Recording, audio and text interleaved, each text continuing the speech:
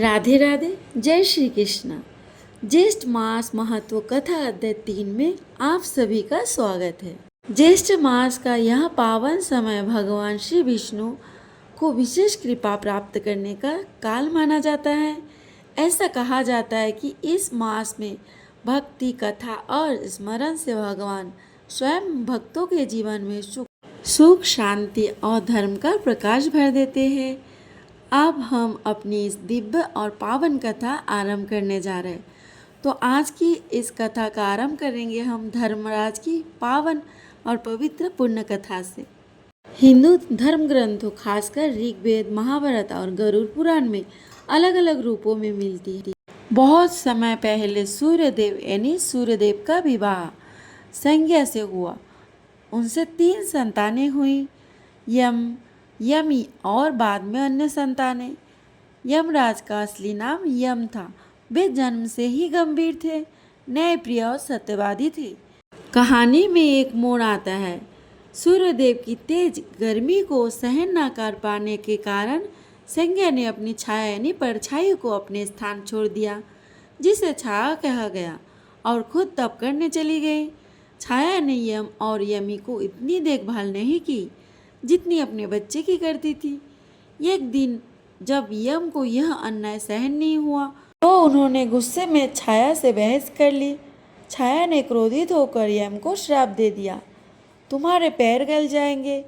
यम बहुत दुखी हुए और अपने पिता सूर्यदेव के पास चले गए। सूर्यदेव ने सच जाना और यम को श्राप से पूरी तरह मुक्त नहीं कर पाया, लेकिन उसका असर कम कर दिया। इस घटना के बाद यम को सिखाया कि क्रोध और अन्याय दोनों का परिणाम कठिन होता है।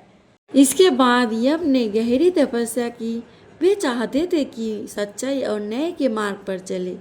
उनकी तपस्या से प्रसन्न होकर ब्रह्मा प्रकट हुए और बोले, यम, तुम न्यायप्रिय हो। मैं तुम्हें एक बहुत बड़ा कार्य देता हूँ। तुम मृत्यु के देवता बनोगे और सभी जीवों के कर्म का न्याय करोगे।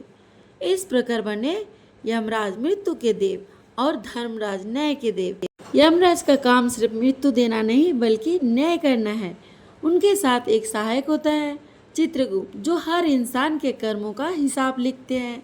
जब किसी व्यक्ति की मृत्यु होती है तो यमराज उसके कर्मों के अनुसार फैसला करते हैं।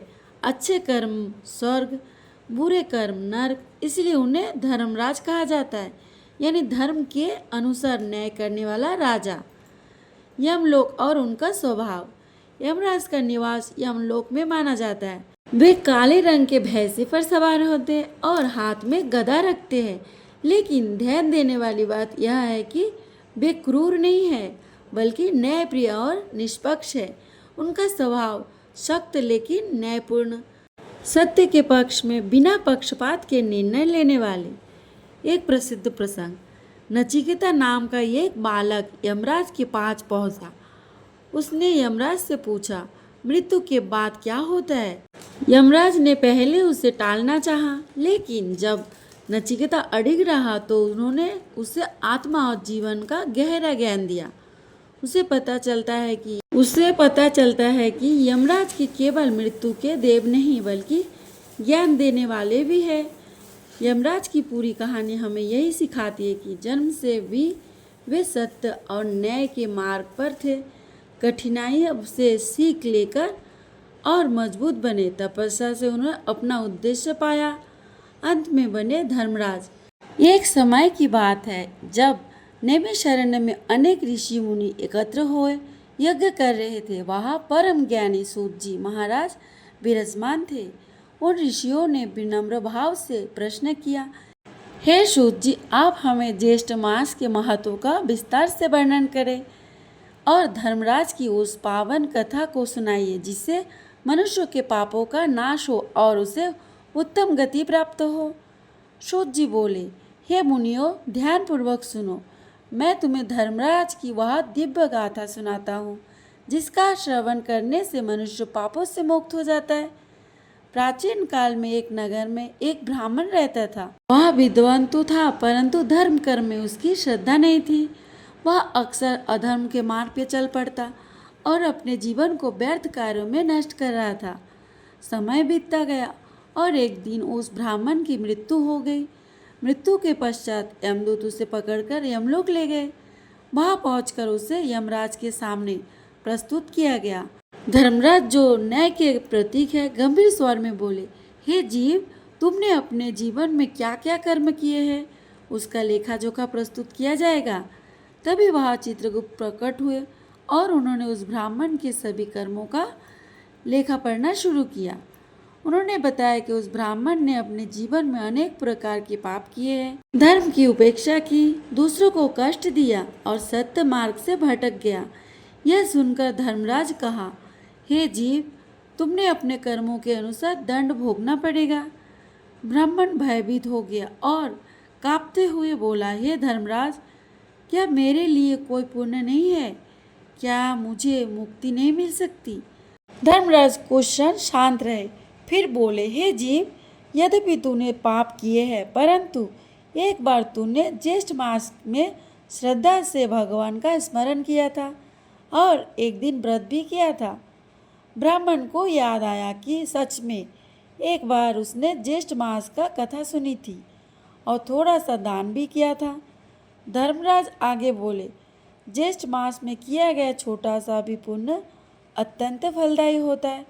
उसका प्रभाव इतना बड़ा महान होता है कि वह बड़े बड़े पापों को भी नष्ट कर सकता है। फिर धर्मराज ने आदेश दिया, इस जीव को नरक का दंड नहीं दिया जाएगा, उसके उस एक पुण्य के कारण उसे स्वर्ग की प्राप्ति होगी। सूत जी बोले, हे मुनियों, यही ज्येष्ठ मास का महत्व है। इस मास में किया गया छोटा सा भी धर्म, व्रत, दान और कथा श्रवण मनुष्यों को महान फल प्रदान करता है। कभी कभी धर्म को हल्के में ना ले, छोटे से छोटे पुण्य भी जीवन बदल सकते हैं। ज्येष्ठ मास में भक्ति का विशेष महत्व है। ज्येष्ठ मास महत्व कथा में महादेव की कृपा कथा। ओम नमः शिवाय। प्राचीन काल की बात है। एक घने वन के पास एक छोटा सा गांव था। उस गांव में एक गरीब ब्राह्मण रहता था जिसका नाम था सुधाकर। वह बहुत ही साधारण जीवन जीता था, परंतु उसके हृदय में भगवान शिव के प्रति अपार श्रद्धा थी। सुधाकर के पास धन नहीं था, ना ही कोई बड़ी संपत्ति। कई बार तो उसके घर में भोजन भी नहीं होता था, लेकिन वह हर दिन एक नियम कभी नहीं तोड़ता। सुबह उठकर ओम नमः शिवाय का जाप और शिवलिंग पर जल अर्पण करना। समय बीतता गया। एक वर्ष ऐसा आया जब भयंकर गर्मी पड़ी। ज्येष्ठ मास का समय था। सूरज की तपिश इतनी तेज थी कि नदी तालाब सूखने लगे। सुधाकर के पास जल लगाने के लिए भी दूर जाना पड़ता था। एक दिन उनकी पत्नी ने कहा, स्वामी, घर में पीने के लिए पानी नहीं है और आप रोज शिवलिंग पर जल चढ़ाने जाते हैं। क्या भगवान को यह समझ नहीं है कि हम कितनी कठिनाई में हैं? सुधाकर मुस्कुराकर बोला, देवी, भगवान सब जानते हैं, हम अपना धर्म ना छोड़े, यही सबसे बड़ा कर्तव्य है। एक दिन दोपहर के समय जब सूर्य अग्नि के समान जल रहा था, सुधाकर जल लेने और शिवलिंग के पूजा के लिए निकल पड़ा। रास्ते में उसे एक बहुत ही प्यासा और थका हुआ वृद्ध मिला। वह वृद्ध बोला, बेटा, मुझे बहुत प्यास लगी है, क्या थोड़ा जल मिलेगा? सुधाकर के पास जो थोड़ा सा जल था वही वह शिवलिंग पर चढ़ाने ले जा रहा था। वह एक क्षण के लिए रुका, सोचा, फिर बिना हिचकिचाए उसने वह सारा जल उस वृद्ध को पिला दिया। वृद्ध ने जल पीकर उसे आशीर्वाद दिया और वहाँ से अदृश्य हो गया। अब सुधाकर के पास जल बचा नहीं था। वह सोचने लगा, आज मैं शिवलिंग पर जल अर्पित कैसे कर पाऊंगा। उसका मन दुखी हो गया, लेकिन वह खाली हाथ ही मंदिर पहुंचा और दोनों हाथ जोड़कर बोला, हे महादेव, आज मैं आपको जल नहीं चढ़ा पाऊंगा, लेकिन आपका ही रूप समझकर एक प्यासे को जल पिलाया है। यदि इसमें कोई त्रुटि हो तो मुझे क्षमा करें। जैसे ही उसने यह कहा, मंदिर में एक तेज प्रकाश फैल गया। शिवलिंग से दिव्य ज्योति प्रकट हुई और स्वयं महादेव वहाँ प्रकट हो गए। महादेव प्रसन्न होकर कहा, वत्स सुधाकर, आज तुमने मुझे ही जल अर्पित किया है। सुधाकर चौंक गए। प्रभु वह कैसे? महादेव बोले, जो प्यासा वृद्ध तुम्हें मार्ग में मिला था वह मैं ही था। तुमने अपने पूजा के जल को त्याग कर मेरी सेवा की है। महादेव ने कहा, ज्येष्ठ मास में किया गया यह सेवा और त्याग अत्यंत महान है। मैं तुमसे अत्यंत प्रसन्न हूँ। मांगो, क्या वर चाहते हो? सुधाकर ने विनम्र होकर कहा, प्रभु मुझे केवल इतना आशीर्वाद दे दीजिए कि मेरा मन सदा आपकी भक्ति में लगा रहे। महादेव मुस्कुराए और बोले, तथास्तु, तुम्हें भक्ति के साथ साथ समृद्धि भी प्राप्त होगी। इसके बाद सुधाकर का जीवन बदल गया। उसके घर में सुख समृद्धि आने लगी, लेकिन वह पहले की तरह ही विनम्र और भक्त बना रहा। ऋषि कहते हैं, ज्येष्ठ मास में जलदान, सेवा और सच्ची भक्ति का फल अनंत होता है। भगवान शिव बाहरी आडंबरी नहीं बल्कि सच्चे हृदय की भावना देखते हैं। सच्ची भक्ति में त्याग और करुणा होती है। सेवा ही सबसे बड़ी पूजा है। भगवान हर रूप में हमारी परीक्षा लेते हैं। श्री कृष्ण भक्त महिमा कथा। प्राचीन काल में अयोध्या के समान ही एक समृद्ध और धर्मपरायण राजा था।